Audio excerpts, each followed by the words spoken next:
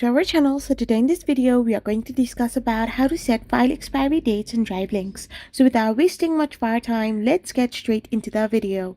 So you can set expiration dates for Google Drive files and folders by sharing them with specific users or using the built-in expiry date feature. You need to go to your Google Drive, select the file you want to share, tap on the share button and type in the email address. So once you type in the email address as well, you will get.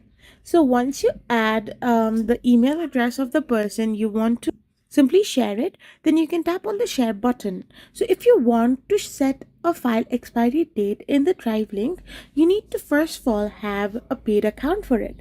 So you need to set the access level and add expiration if you have purchased the drive's paid account. So if you don't have paid account, then you can simply have some API for some functions like this. So you should be very mindful that this function or this feature is only available for Google paid workspace accounts. So I hope you found this video helpful. Don't forget to hit that subscribe button and do give us a thumbs up. We will be back again with more informative videos. Thank you for watching.